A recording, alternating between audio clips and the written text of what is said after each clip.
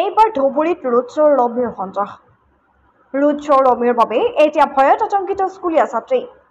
ধুবুৰী সদৰ থানাৰ সন্মুখত থকা মিউনিচিপাল হাইস্কুলৰ ছাত্ৰীক নিৰ্যাতনৰ অভিযোগ। নিচাত আসক্ত এজন যুৱকৰ প্ৰেম প্ৰত্যাখ্যান কৰাৰ বাবে এগৰাকী নাবালিকাৰ ওপৰত যোৱা কেইদিনমানৰ পৰা চলোৱা হৈছে নিৰ্যাতন। বিদ্যালয়লৈ যোৱাৰ পথতে ছাত্ৰী এগৰাকীক অশ্লীল ভাষাৰে গালি-গালাজ কৰাৰ লগতে শৰীৰতে হাত দি অপহৰণৰ ভাবুকি ড্ৰাগছ আসক্ত যুৱকৰ।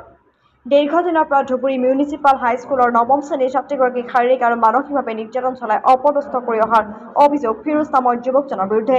ইপিনে প্ৰেম প্ৰত্যাখ্যান কৰিলে নিজে আত্মহত্যা আৰু ছাত্ৰীগৰাকীক হত্যা কৰাৰ ভাবুকি প্ৰদান কৰে যুৱকজনে। প্ৰায়ে বিদ্যালয়লৈ যোৱাৰ পথতে বিপদত পৰিছিল নাবালিকা ছাত্ৰীগৰাকী। আজি দিন দুপৰতে নাবালিকা ছাত্ৰীগৰাকীক অপহৰণ কৰাৰ চেষ্টা কৰিবলৈ বিচাৰোতে স্থানীয় ৰাইজে গণধোলাই দিয়াতে পলাই সাৰে যুৱকজন। উপায়হীন হৈ ধুবুৰী সদৰ থানাত উপস্থিত হৈ ছাত্ৰীগৰাকীৰ বিৰুদ্ধে এজাহাৰ দাখিল কৰে। যুৱকজনৰ নাম ফিৰোজ আৰু তেওঁৰ ঘৰ ধুবুৰীৰ আইৰণ জংলা তৃতীয় খণ্ডত বুলি জানিব পৰা গৈছে।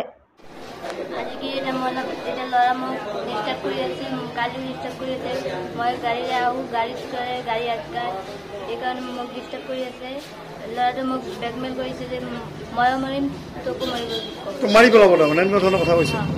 আজি কি গাত হাত দিছে নেকি? গাতো হাত দিছে। আৰু কি কয় বেয়া বেয়া কথা কয় নেকি? বেয়া বেয়া ভাষা কৈ আছে আৰু মোক কয় যে মই মৰিম চিঠি লিখি থৈ যাম তোৰ নামত লিখি থৈ যাম। তোমাক কি কয় ভাল পাব কয় তাৰমানে? হয়। ক'ত কি নাম ল'ৰাজনৰ? ল'ৰাজনৰ নাম ফিৰোজ। কি নাম? ফিৰোজ। ফিৰোজ? ফিৰোজ ক'ত ঘৰ? ঘৰ আমাৰ ওচৰতে, আমাৰ ঘৰৰ ওচৰতে। আইৰণ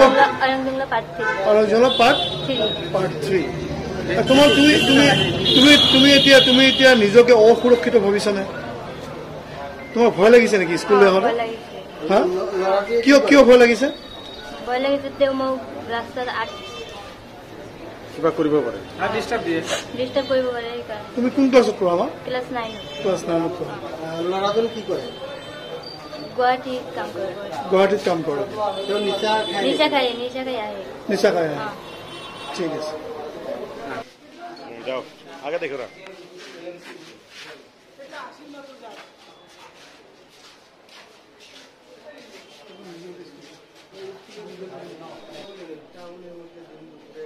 না খুব বাড়ছে, বিরাট বাড়ছে। ও দেখি ওই কথা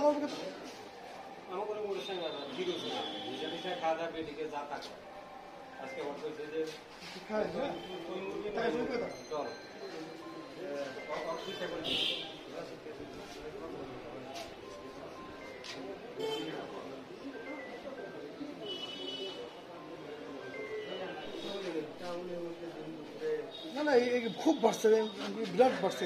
ও দেখি ওই কথা